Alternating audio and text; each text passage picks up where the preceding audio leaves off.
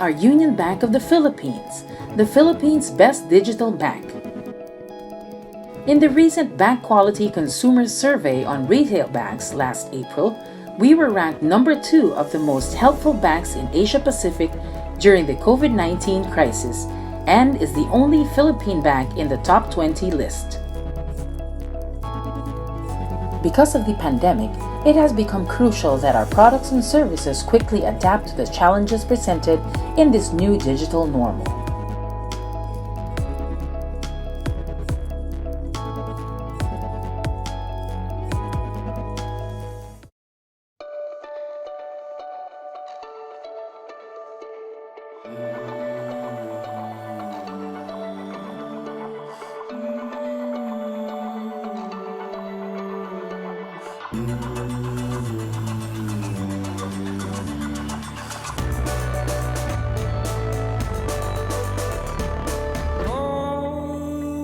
To pose now shush.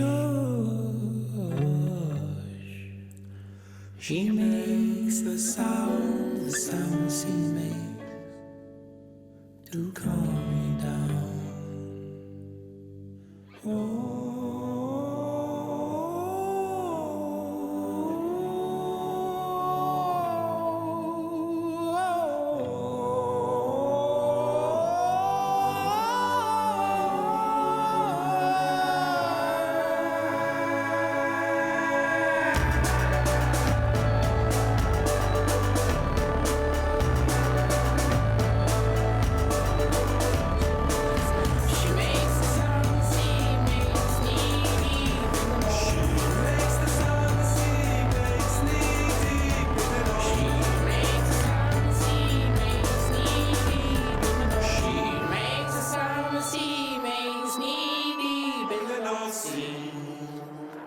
Pasig would like to thank its partners, our co-presenter, Union Bank and the UBP Accelerator Program, our organization partners, ISEC, the Ateneo Chemistry Society, Climate Change Commission Philippines, CLUP, Greenpeace, ICLAY, Make Sense, Cyrocycling, and WeTech. Our thought leadership partners, Atma Prema Wellbeing Group, Pixera Global, Sakai, and the World Wildlife Fund. Our media partners, A Dose of Intensity, Business World, Manila Bulletin, Rappler, Sustainer Rumble, The Philippine Star, OneInManila.com, and Rank Magazine. Good morning, Climathonians. This is Trish Esteban, your host, and thank you for celebrating Climathon Week with all of us. All of you here who are watching are actually part of a global event, as more than 100 cities all over the world are celebrating Climathon this week, which started last October 25. Now, for all of us here in Pasig, we started our activities early on last September with our Climathon camp. And for our participating teams, and we have 10 this year, you are now part of this global community of change makers working together to help climate change. So for today, we will be exploring 2 related topics shared from different angles, one from a middle school perspective and one from a national perspective. We hope that through these talks, you can see the different ways that you can all take part in mitigating climate change. First up, let's find out how Miriam College is doing its own in-campus programs on waste management. Our first speaker is currently the Administrative Officer of Miriam College Middle School and also serves as a Center for Peace Education Associate of Miriam College in Quezon City. She firmly believes that planting the seeds of advocacy among young students will help them become champions of truth, peace, justice, and the environment. She facilitates training workshops for students and teachers and is a social studies textbook writer and evaluator, a cultural exchange program developer, and not to mention being a zealous advocate of a zero waste lifestyle. Everyone, let us all welcome Miss Melinda May Lamorena.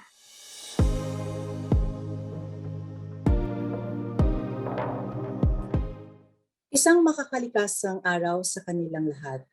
It's an honor and a privilege to be invited to take part in a noteworthy and cause-oriented undertaking the Pasig Climathon 2021. My name is Teacher May, and I'm from the Miriam College Environmental Studies Institute, or ESI for short. The Miriam College Environmental Studies Institute is a pioneer in school-based education and advocacy for the environment. The trailblazing efforts of the ESI to integrate environmental education in the curriculum has led into partnerships with the private, public sector, and communities for environmental advocacy, environmental protection, and community-based resource management. Today, I am happy to share with you Miriam College's response to a serious environmental concern, the worsening garbage problem in the metropolis and in other parts of the country. In January 2018, to celebrate the Environment Week, the Environment Studies Institute invited student representatives across all units in Miriam College, from the Child Study Center, the lower school, the middle school, the high school, the higher education unit or college, and MAE, also known now as SD Tech, to attend a conference. In that forum, ESI launched the Zero Waste campaign of the school, rallying everyone to take stock of the garbage crisis and persuading everyone to do their share in the mitigation of the problem. The academic units were challenged to implement the campaign in their own backyards. While the Zero Waste campaign is an institutional undertaking, the narrative today will focus on the initiatives and efforts of grade 6, 7, and 8. The other units have their own age-appropriate and equally successful stories and experiences. The story of the middle school involves the usual cycle of planning, implementation, monitoring, and evaluation.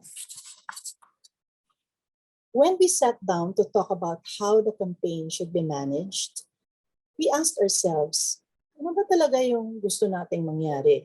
What we want to achieve? The answer came quickly. We wanted our unit to be known as a staunch advocate of a zero-waste lifestyle.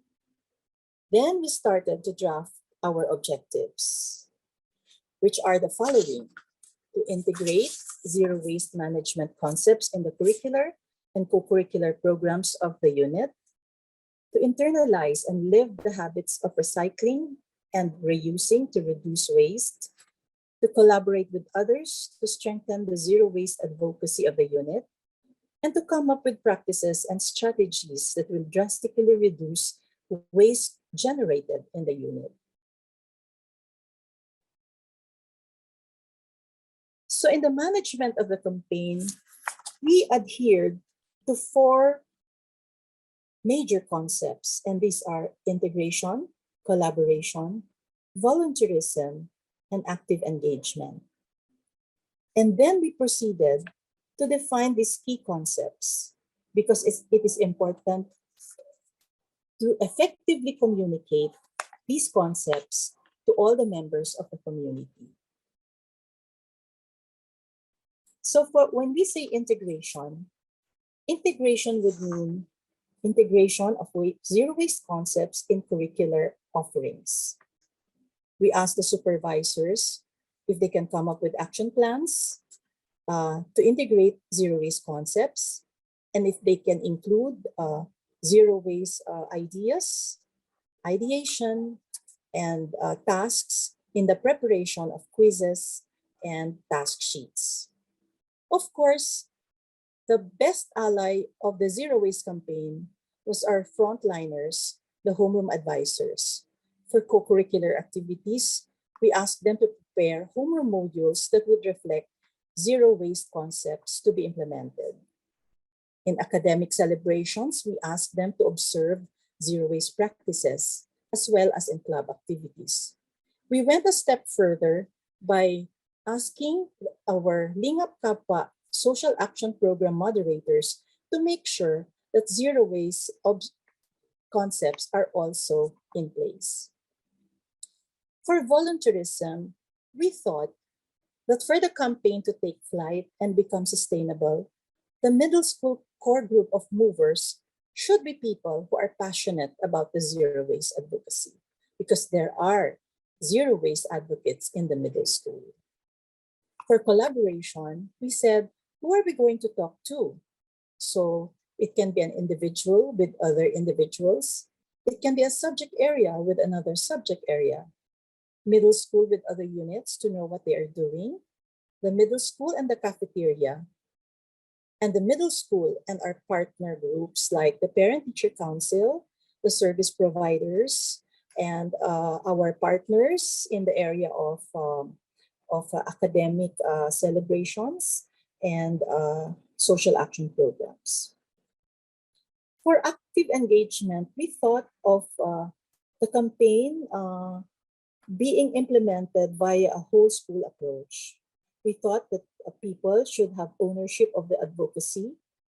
We listed down endorsed practices to be observed, and we followed the philosophy of habit formation.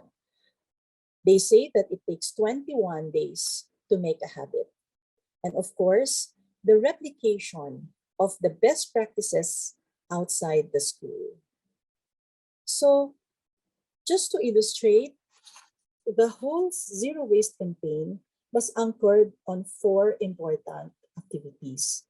First was the identification of champions from among the faculty, the administrative support group, and the students. In the development and design of activities and tasks, we did great on information campaign, the action plans, and the gathering of needed information. For the implementation, we wanted to implement strategies and mechanisms as well as structures that will develop the habit of a zero waste lifestyle, putting in place approved practices and strategies. And of course, more importantly, is the aspect of monitoring and evaluation. For this aspect, we went through a process observation and finally, the documentation of the whole entire experience. So, what did we do as a unit? What did all the teachers, administrators, the students, the parents, and all the people involved in the middle school do? Here are some of our zero waste activities. For the first part of the campaign, we went heavy on an information drive. We launched the campaign through the use of our public address system. And then we had orientation and reorientation of the following. The students were oriented by the homeroom advisors and the subject teachers. The faculty and staff were oriented via a faculty development session. The janitors and the maintenance people were oriented by our friends at the Environmental Studies Institute. We also went big on posting of relevant information in strategic places. We put up signages to remind people of what they should do. We put up posters, and we put up a bulletin of information. The campaign was anchored on two objectives. No, we wanted to reinforce solid waste segregation, because by so doing, the zero waste campaign will take flight. So to reinforce solid waste segregation, we only had a paper-only collection in the classrooms and offices. That means we had to take out all the trash bins, replace them with boxes wherein only paper will be collected. Soiled tissue, wipes, and wrapped sanitary napkin will only be accepted in the lavatories. Eating was confined at the cafetorium. Eco-bricking was highly encouraged, and composting provisions for food slops and leftovers were put in place. Of course, one of the objectives was also to reduce waste drastically. So to do this, We encourage the use of recyclables such as water jugs, lunch boxes, spoons and forks, and metal straws. And we went to the extent of asking everyone to refuse to say no to plastics, to straws, styrofoam, and foil packs. We also had pocket activities. We launched the tagline making contest to make the participants have an easy recall of their commitment to the zero waste campaign. The logo that you see on the right is a student-faculty collaboration. The tagline is the winning tagline in the tagline making contest that we held. And the rendering or the illustration was done by one of our math teachers. We also posted students' personal insights and reflections via Genio, then our library management, our learning management system. And also we implemented the 50 points to zero scheme, wherein each class was given 50 points. For every violation, they get deducted. And for every good deed that they do in the name of zero waste, they get added some points. So they enjoyed doing this. For enabling activities or strategies, we created a zero waste management committee composed of zero waste advocates. We oriented the students during the grade level assembly.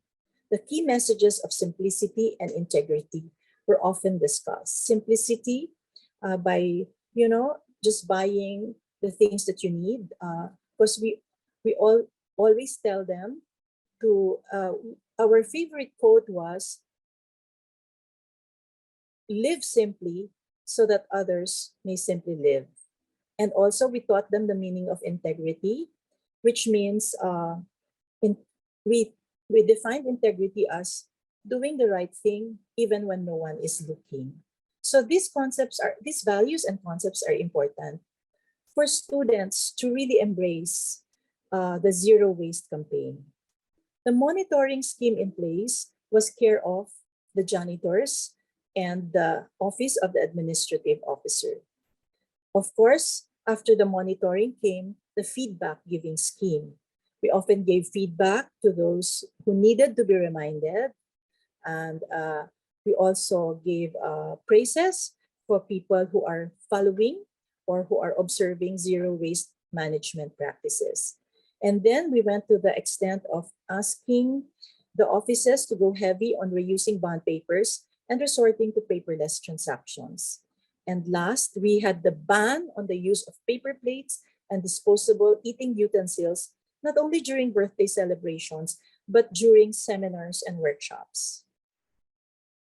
Here is an example of the monitoring that was done. This data is the baseline data that we gathered in February 2018. We measured the number of waste generated in kilograms. So you have an area, CL is the classroom, and on February 12, 5 kilos of waste was generated by the entire unit, and so on and so forth. No? So this is another way of monitoring in the classrooms.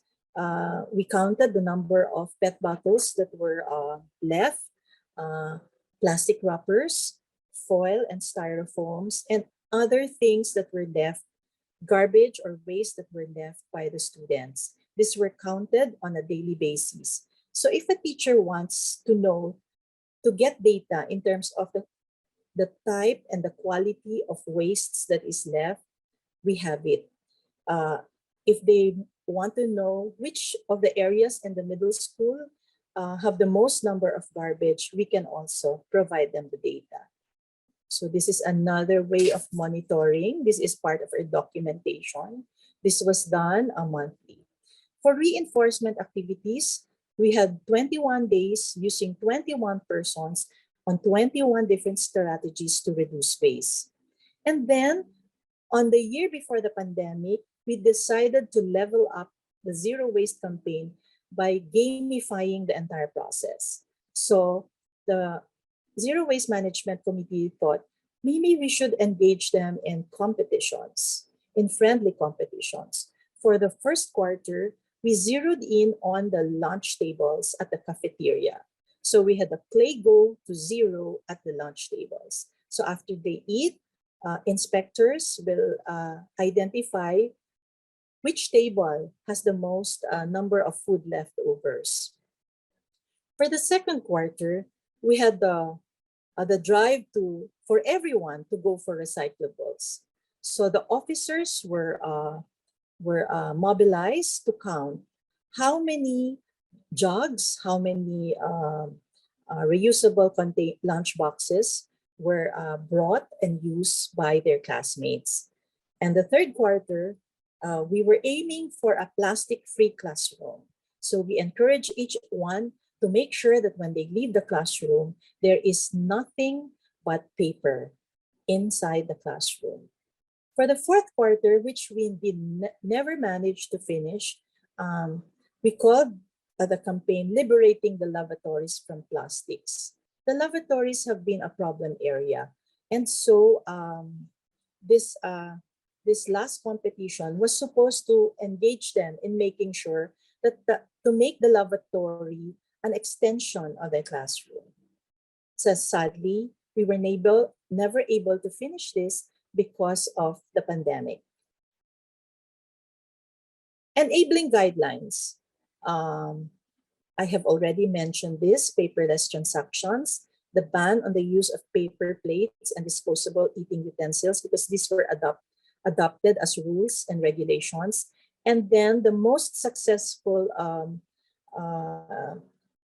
step that was done by the ESI was to have a policy formulated for the whole institution to adopt a ban on the use of single-use plastics. So there, we were able to use this to implement the zero waste campaign in the middle school seriously. Do we know if we are successful? Were we successful? For our success indicators, we noted the following. There was a significant reduction in the amount of waste generated by the unit, and we have the numbers to prove this. Attitudinal and behavioral changes in the students, faculty, and staff manifested in the following: the increased use of reusable food containers, and in the long run, the significant decrease in the number of lost and found jugs and lunch boxes. Because previously, before the campaign, at the end of the first quarter, we had 2 balikbayan boxes of lost and found jugs and lunch boxes, which were really never claimed, even at the end of the school year. We also had cleaner lunch tables even after the competition has ended. We have increased number of eco bricks submitted. We have students being empowered to suggest ways by which the campaign can improve. And we noted an adherence to the housekeeping guidelines. The unit is more, the campus was more clean, and waste has greatly been reduced. And I think it's a source of pride to always be chosen as the unit to be visited by schools that are coming over to see how the campaign is run. The middle school became an exemplar for schools, no? And we were often interviewed as to how we have managed the campaign.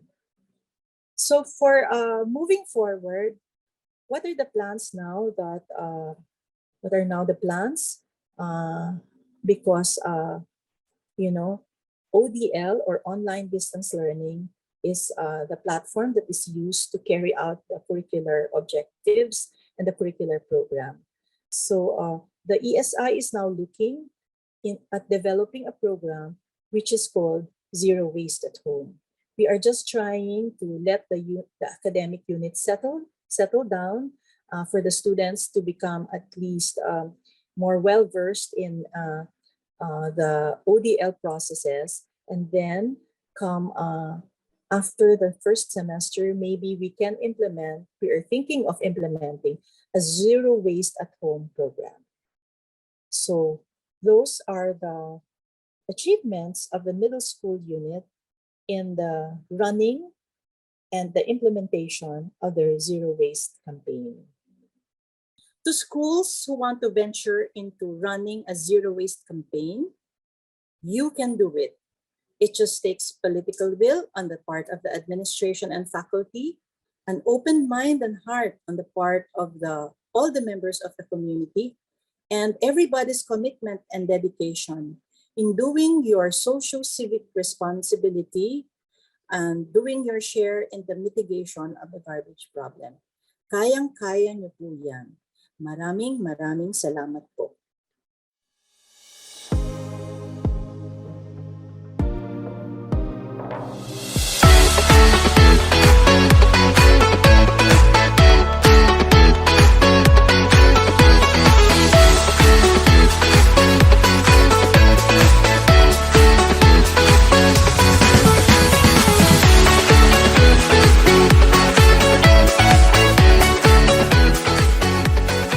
Encourage you to collaborate and work together to find ideas and answers to these design challenges that you have set out to answer. We can no longer completely prevent it from happening. But what we can do is to limit how much the climate will change further. And when we talk about non-state actors, these are actors like you and me. This includes cities, businesses, communities, individuals. Because we know that government alone cannot limit or cannot act on its own just to limit global warming. We encourage everyone to share your thoughts and contribute your ideas. Everything begins with an idea. Because a person that is in self-sovereignty lives life from their purpose in authenticity. And that purpose is a contribution to humanity. I think it's very important when you present, especially at the start, that you're not just presenting an idea, nor just the traction that you've already achieved, but that there's a whole team behind this particular endeavor. See you sa Climathon Pasig 2021. Kita-kits sa Climathon Pasig. Kita-kits sa Climathon Pasig. Kita-kits sa Climathon Pasig. Asahan po namin kayo. Maraming salamat.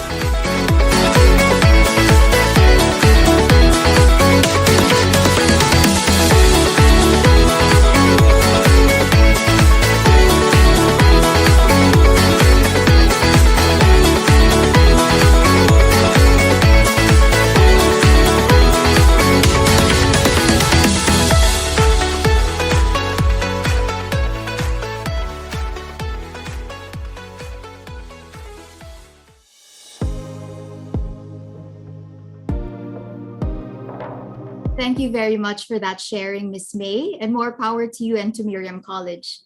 You are doing very, very important work in instilling these values to our youth, and we hope that more campuses in the Philippines will be inspired by what you're doing. Now on to our next topic. Let's go national. Several research have shown that the Philippines is one of the most vulnerable countries in the world when it comes to climate-related events, such as sea level rise, increased frequency of extreme weather events, rising temperatures, and extreme rainfall. This is due to the fact that we are highly exposed to natural hazards. We are very dependent on climate-sensitive natural resources, and of course, the fact that we are surrounded by vast coastlines. Now, knowing this, how should we prepare and act? Our next speaker will help shed light on this. Today, we are lucky to hear from the Executive Director of the Young Environmental Forum and a non-resident fellow of Stratbay's ADR Institute. He also heads the Information and Knowledge Management Division of the Climate Change Commission Philippines. He is also a writer and maintains a column in the Manila Times, where he writes about environmental issues, climate change, sustainability, and leadership. Everyone, let us all give a virtual round of applause to Engineer Ludwig Federigan.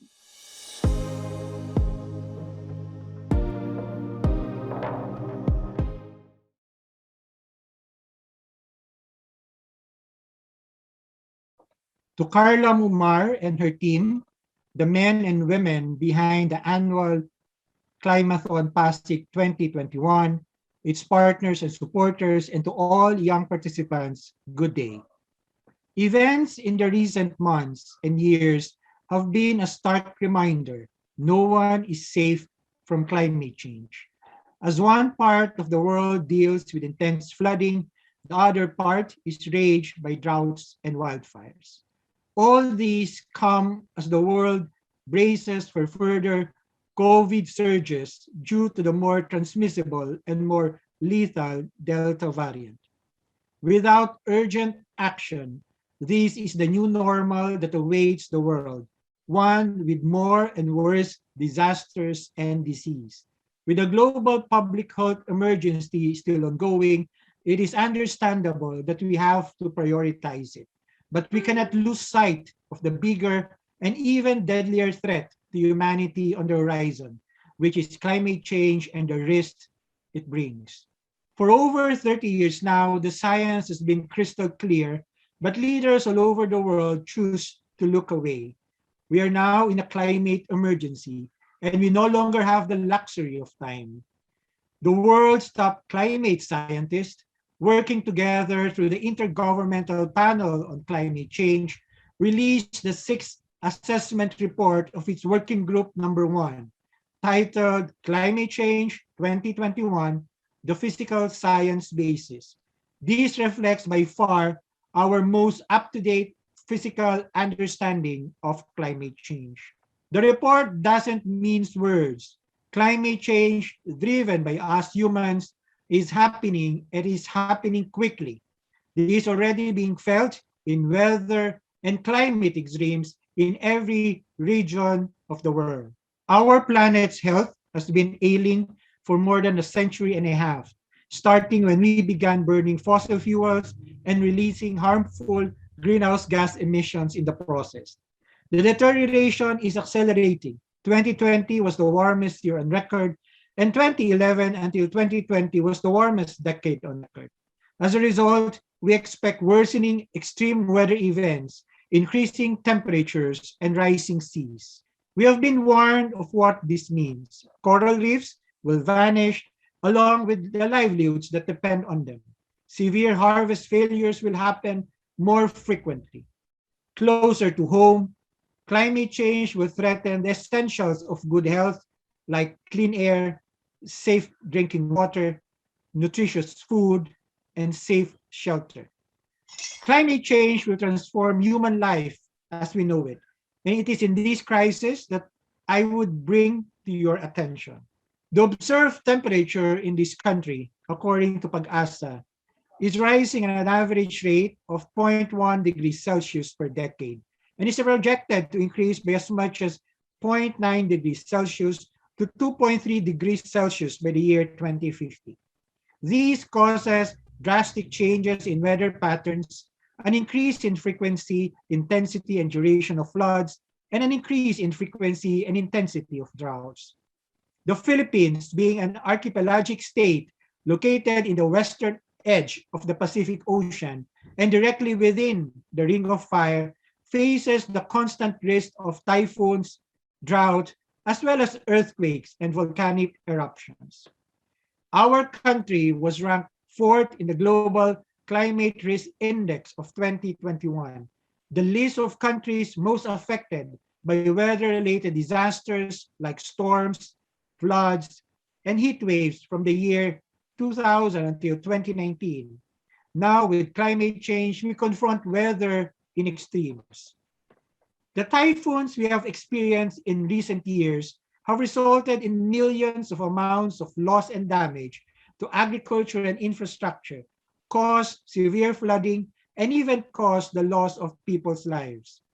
The massive impact in the lives of our people brought by these natural hazards only show that we are not prepared even for the disasters of the day, let alone for the worst effects of climate change tomorrow.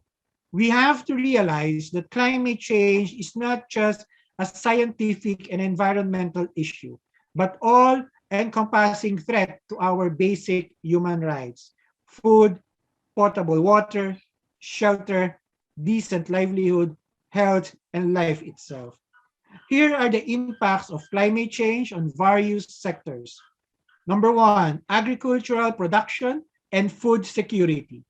Climate change exacerbates the effects of El Nino and La Nina, thereby weakening agricultural growth, affecting millions of farmers around the world. Number two, human health.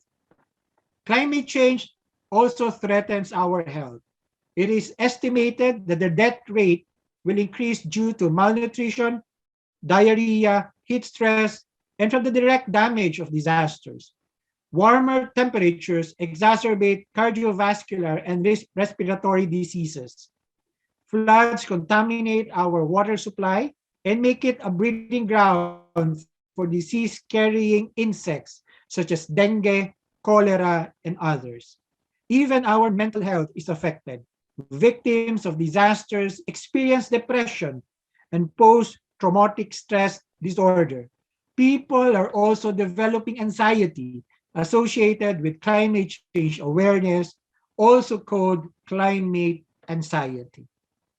Next is water security. Climate change with rapid urbanization and population growth are causing water supply shortages.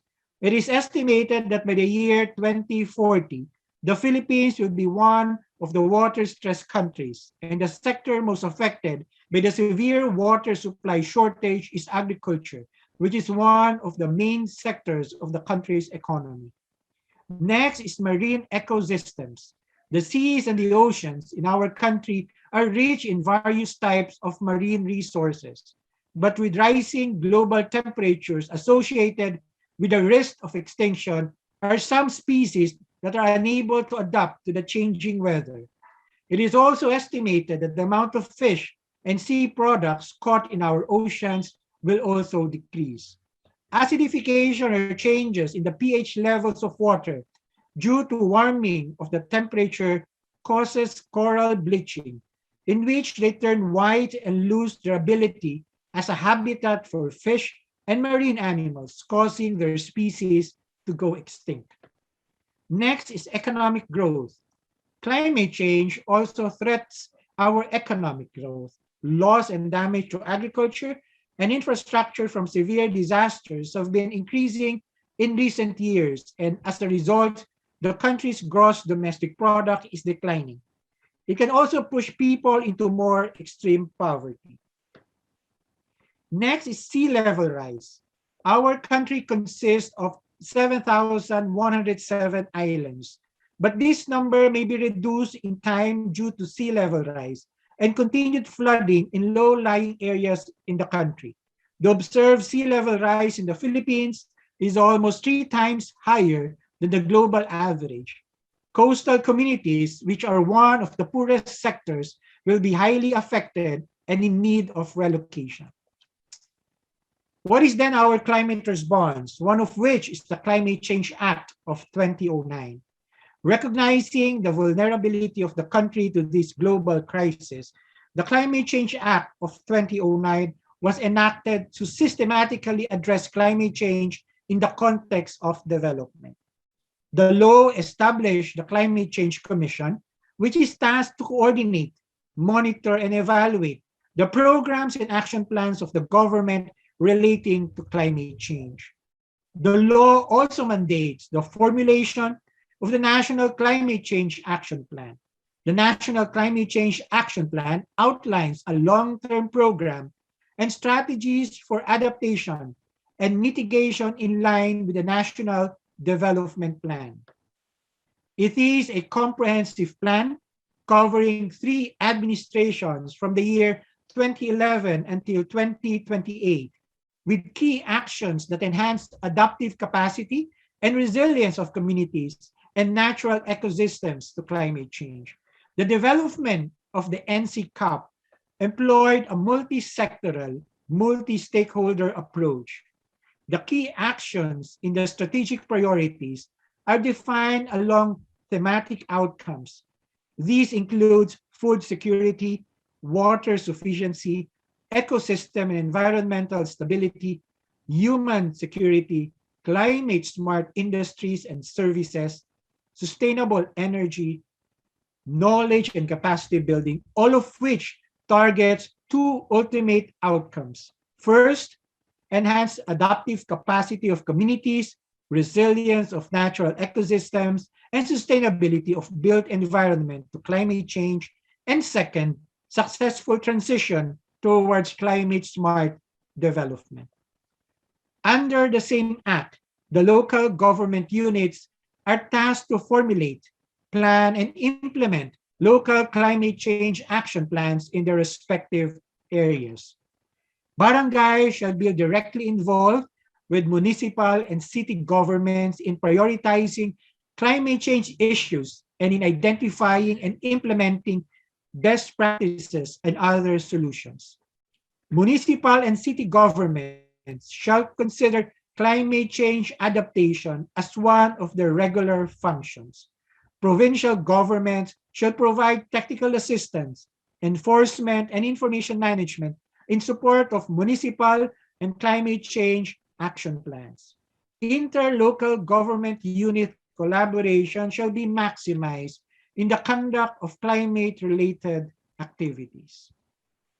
Now let me share with you the 10 local adaptation initiatives that some of our local government units have implemented or made as a response to the threats of climate change and also in line with their local climate change action plans.